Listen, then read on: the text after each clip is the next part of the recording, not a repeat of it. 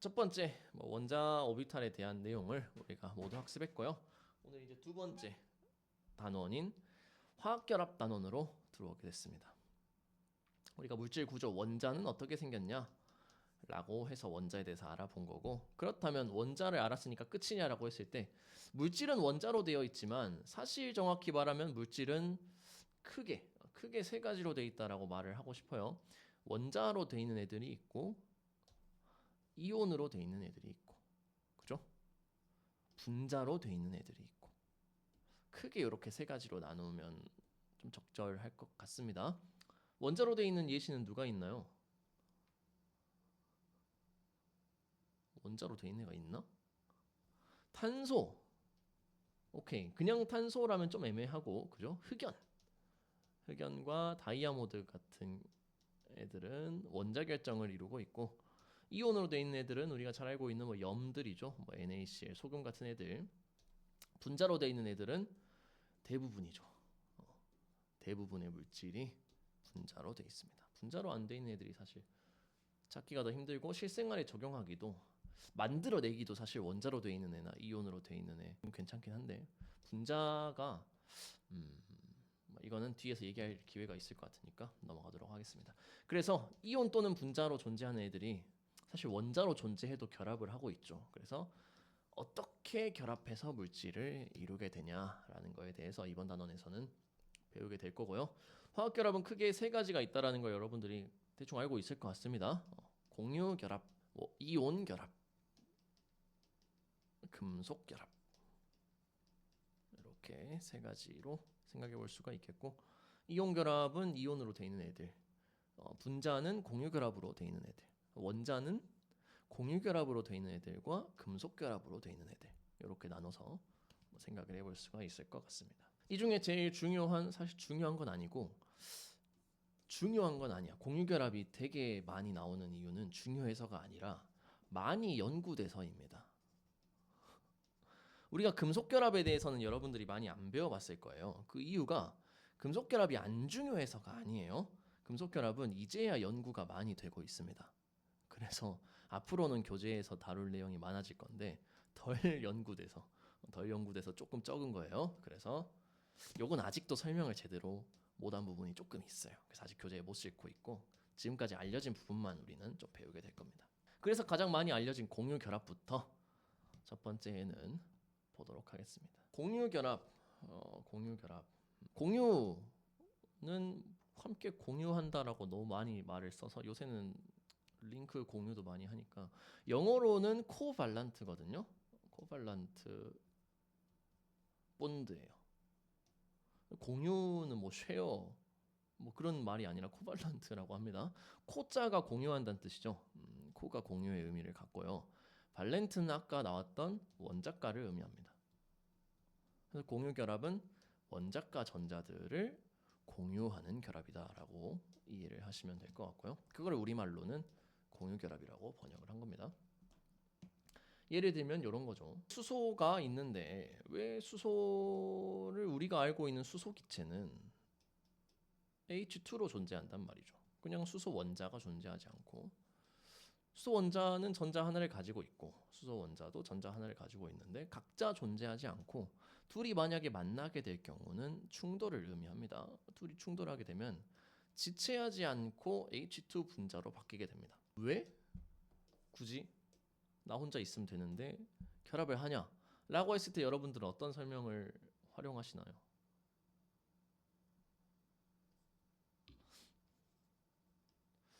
원자가 안정해지기 위해서 라는 표현이 있고요. 그리고 옥텟 규칙이라고 써준 친구가 있네요. 사실 수소는 옥텟도 예외이긴 한데, 자, 이 두 가지 표현이 그 공유 결합을 설명하는데 여러분들이 많이 들었을 내용들일 것 같습니다. 안정해지기 위해서, 분자가 원자보다 안정한가요? 그러면 헬륨은 왜 원자가 더 안정하지? 이게 옥텟 규칙하고도 관련이 돼 있는 내용이긴 하죠. 그래서 우리는 요 안정이 왜 안정한지에 대한 그 얘기를 조금은 하게 될 거고요. 그거를 정리한 것이 뭐다? 옥텟 규칙이 되겠다라고 생각하셔도 큰 문제는 없을 것 같습니다. 자, 기본적으로 자, 원자는 왜 원자핵과 전자가 결합해 있는 형태입니까? 라는 걸 생각하면 공유 결합을 하는 이유도 조금은 이해를 할 수가 있을 것 같아요. 왜? 전자는 음전하를 띠고 원자핵은 양전하를 띠니까 두 개의 정전기적 인력으로 인해서 비록 그게 양자화돼 있어서 오비탈이라는 복잡한 형태를 띠지만 단순히 인력으로 인해 결합했다라고 하는 게 가장 정확한 설명입니다. 그렇다면 분자를 만드는 이유도 뭐 때문일 거다? 정전기적 인력 때문이에요. 뭐랑 뭐가 인력을 갖죠? 요 전자와 원자핵이 인력을 갖고 요 전자와 원자핵이 인력을 갖는다. 요 상태라면 왼쪽 상태와 다를 게 없죠. 근데 분자를 이뤘을 때는 뭐가 더 이득인 거야? 원래 왼쪽 애한테만 인력을 받던 애가 누구한테도 인력을 받을 수가 있어요? 오른쪽한테도 인력을 받을 수가 있어. 그지? 마찬가지 오른쪽에 속해 있던 전자는 오른쪽 원자핵한테만 인력이 있었지만 왼쪽 원자핵한테도 인력을 받을 수가 있는 거죠. 그러니까 전자 입장에서는 어떻게 되는 거예요? 가능한 많은 원자핵과 결합하는 게 사실은 제일 좋죠. 그지? 그러면 전자 두고 그냥 막 모든 원자들이 다 붙어버리면 되지 않나? 라고 생각하면 좋겠지만 어떤 한계점이 존재하기 때문에 인력이 강해지려면 누구도 같이 강해진다. 반발력, 청력도 같이 강해지죠. 이 전자 양쪽 두 개를 모두 효과적으로 당기기 위해 원자핵들이 접근하게 되면 걔네 간에 뭐가 생기고 반발력이 발생하고, 그지? 마찬가지 여러 개의 전자가 여러 개의 원자핵과 동시에 할수록 좋지만 그렇게 해서 전자들이 뭉치게 되면 전자 간에 뭐가 생기고 반발력이 생기고 그렇기 때문에 결합을 하지만 딱 어디까지만 가까워질 거다.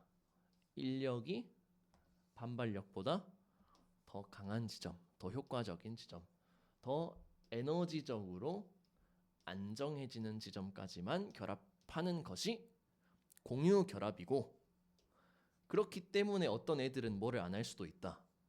공유 결합을 안 할 수도 있다라고 이해하시는 것이 첫 번째가 될 것 같고요. 이것만 해도 사실은 질문을 해봐야 된다라는 거지. 이제 뭐 방금 같은 경우가 있는데 그러면 얘네는 사실 7개가 전자 7개가 모두 양쪽 원자핵한테 인력을 받으면 제일 좋잖아. 그지? 그러면 엄청 안정해지겠죠. 하지만 그만큼 전자들이 뭉쳐 있기 때문에 반발력이 커서 그런 일은 일어나지 않는다라는 거죠. 그게 균형점을 이룬 게 전자 몇 개만 결합한 상태다. 딱 2개만 결합하고 나머지 애들은 원래 자기 핵한테만 받는 상태가 균형을 이룬 지점이더라라고 생각을 하시면 좋겠고요. 그렇게 해서 공유가 된 전자 2개를 공유 전자 쌍이라고 표현을 하고 2개 점을 찍든지 막대기로 표현하든지 하죠. 그리고 공유되지 않은 전자를 비공유 전자쌍이라고 하고 얘를 론페어라고 하죠. 론페어. 비공유 또는 외로운 전자가 되겠네요. 2개를 구분해서 우리가 얘기를 한다. 근데 그렇게 그 결합을 이루는 애들을 보니까 보통 일단은 플루오린도 전자가 나는 9개짜리인데 왜 여기는 7개만 그려져 있어요? 내각 전자는 공유 결합에 참여하지 않더라라는 게 실험적으로 다 밝혀져 있는 상태여서 최외각 전자만 표현하는데, 공유 결합한 결과물을 보니까 최외각 전자가 몇 개가 될 때 8개가 될 때 또는 2개가 될 때, 수소와 헬륨, 리튬, 베릴륨 같은 경우 2개로 가까워질 때가 있죠. 또는 18개는 사실 보기가 좀 힘든데 8개 이상인 경우도 몇 개가 있긴 하죠. 옥텟 확장의 경우 3주기 이상에서는. 그래서 옥텟 규칙은 절대적인 규칙은 아닙니다. 다만 경향성과 안정성을 나타내는 지표 정도다라고 많이 하시면 될 것 같고요. 이게 어떻게 공유를 서로 하냐를 사실은 매번 그림으로 표현하는 게 힘들었는데 그거를 효과적으로 표현한 그림, 요 그림이 이제 어떤 구조라고 부르죠? 이거를 만들어낸 사람이 루이스가 제안한 전자를 점으로 찍고 점전자식 또는 전자점식 좀 섞어서 쓰는데 전자를 점으로 표현하고 결합을 막대기로 표현한 루이스 구조로 표현하는 게 되게 많이 있었다라는 거고, 여러분들이 뭐 공유 결합을 누가 어떻게 하냐는 잘 아실 것 같아서 혹시 필요하면 나중에 같이 해볼 거고요. 루이스 구조 그리는 걸 해볼 겁니다. 루이스 구조. 사실은 어떻게 누가 결합하냐를 구조를 그리면 한눈에 들어올 수 있기 때문에 해볼 거고요. 예를 들면 O3 같은 경우 해봤나? 오존은 어떻게 결합하나요? 어떤 공유 결합을 갖나요? 우리 루이스 구조 그리는 방법을 원리가 있거든요.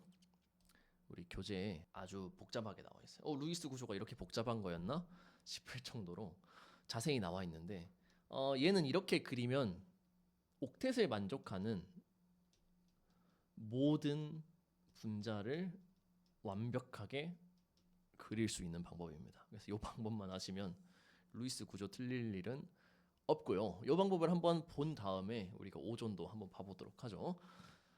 자, 말들이 좀 복잡하고 이해가 안 될 수 있는데 천천히 하나씩 보겠습니다. 루이스 구조 그리는 방법입니다. 교재 예시로 이 친구가 나와 있어요. NO2- 얘도 사실 딱 봤을 때 어떻게 될까라는 게 한눈에 들어오지는 않는 친구지. 그래서 이 친구를 보면서 루이스 구조를 어떻게 그리냐를 좀 따라가 보도록 하겠습니다. 1번입니다. 자, 지금 NO2-죠. 자, NO2-. 분자 또는 이온입니다. 분자 또는 이온에 존재하는 각 원자들의 원자과 전자수의 합을 구한다. 자, 그러면 질소 같은 경우는 5개고 산소 같은 경우는 6개인데 2개죠. 곱하기 2를 해서 총 몇 개가 되겠어요? 12개니까 17개가 됩니다. 근데 이온일 경우에는 이온가를 고려하여 계산한다. 이온가라는 건 전하량을 의미합니다. 마이너스 1가 음이온이라는 건 전자가 몇 개 더 있다. 하나 더 있다. 그러니까 얘는 전자가 총 몇 개일 거다? 18개를 갖고 있다. 총 전자를 몇 개 갖고 있냐를 먼저 세줘라 라는 게 첫 번째 지시사항이고요. 전자의 수를 셌으면 2번으로 넘어갑니다.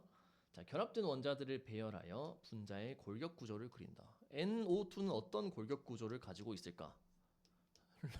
우리가 모르니까 얘가 어떻게 그리라고 알려줍니다. 이때 중심 원자는 전기음 성도가 작은 원자를 배치하고, 전기음 성도는 뭔지 아나요? 그 공유전자쌍을 끌어당기는 정도죠. 그래서 사실 중심 원자가 커버리면 그 전자 쌍들의 반발력이 커져서 얘가 중심으로 잘 안 옵니다. 그래서 전기음 성도가 작은 원자를 가운데에 배치해라. 자, 질소와 산소 중에 전기음 성도는 누가 더 크죠? 얘는 아마 알고 있을 것 같은데 대표적으로 FON이 작아지는 순서지. 같은 주기에서는 왼쪽으로 갈수록 전기음 성도가 작아지죠. 그래서 질소가 더 작기 때문에 누가 가운데 올 거다? 질소가 가운데에 올 거다. 그리고 중심 원자 주변의 원자들을 대칭적으로 배열한다. 그럼 산소를 어떻게 배열해라? 왼쪽 하나, 오른쪽 하나 이렇게 배열해주면 되겠죠. 이런 배치를 가질 거라고 얘가 얘기를 해주네요. 자, 골격을 배치했으면 이제 전자쌍을 배치하면 된다. 전자쌍은 18개니까 9쌍을 배치하게 되겠죠. 자, 근데 그 과정이 이렇게 나와 있어서 한번 살펴보겠습니다. 자, 각 원자들이 18쪽 원소의 전자 배치를 가지기 위한 전자수를 계산한다. 18쪽 원소의 전자 배치를 가지기 위한 전자수는 몇 개예요?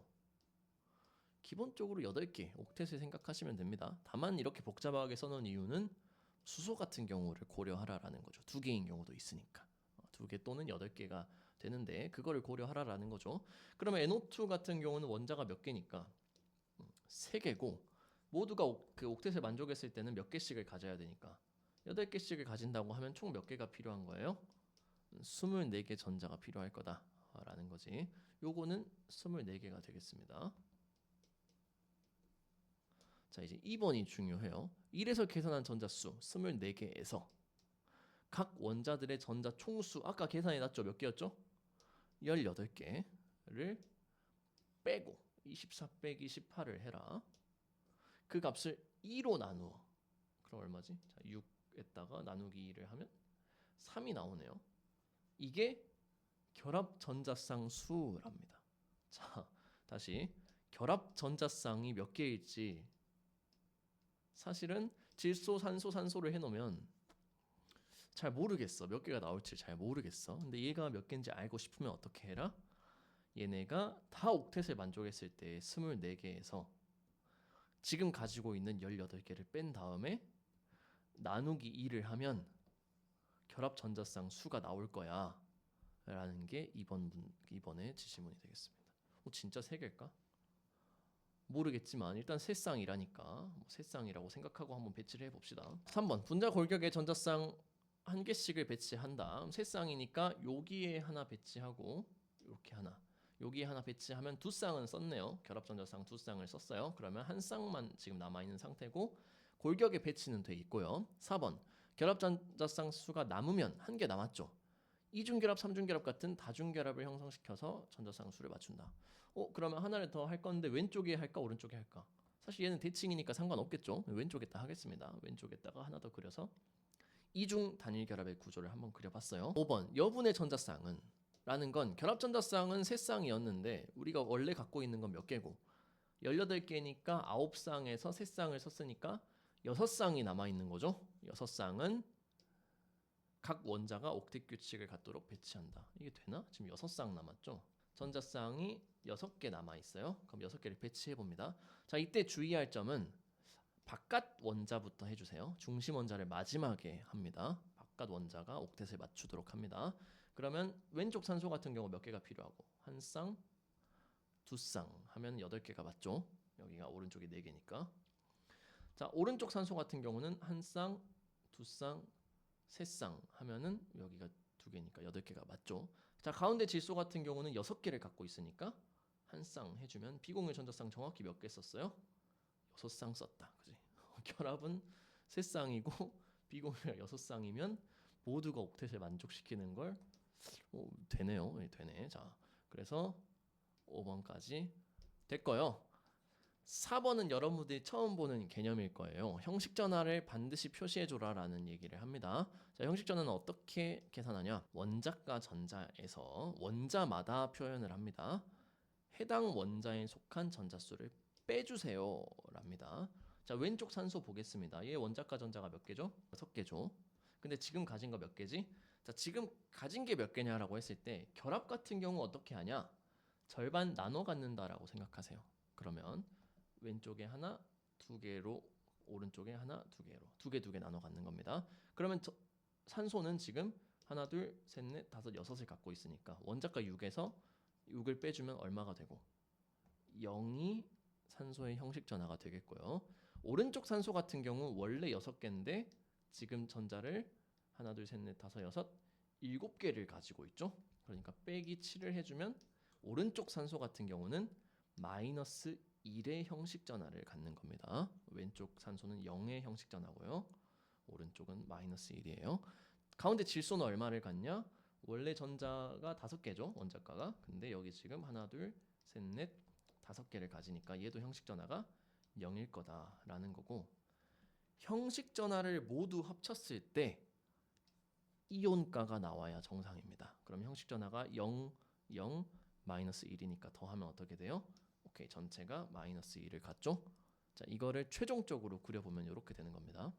그릴 때 아마 각도까지 뭐 고려하라 이런 얘기를 강조를 받았나 모르겠는데 가장 멀게 배치해 주는 게 좋겠죠. 산소, 산소, 마이너스 1, 전체, 마이너스 1 이렇게 그리시면 NO2 마이너스의 완벽한 그 루이스 구조가 되겠습니다. 형식 전화의 의미는 뭘까요? 내가 원래 6개를 가져야 되는데 지금 7개를 갖고 있어. 그럼 나는 사실 부분적으로 뭘 띄고 있을 거야? 음전하를 띄고 있다는 겁니다. 자, NO2에서 실제로 이 마이너스는 어디에 있냐? 질소 쪽은 거의 중성입니다. 산소 쪽에 마이너스가 몰려 있는 거를 실험적으로 우리가 확인해 볼 수가 있습니다. 형식 전화의 의미가 되겠고 형식 전화는 작을수록 좋습니다. 왜? 전화의 치우침을 의미하니까. 너무 마이너스를 많이 갖거나 플러스를 많이 가지면 안 되겠죠. 형식 전화는 0인 애가 가장 안정합니다.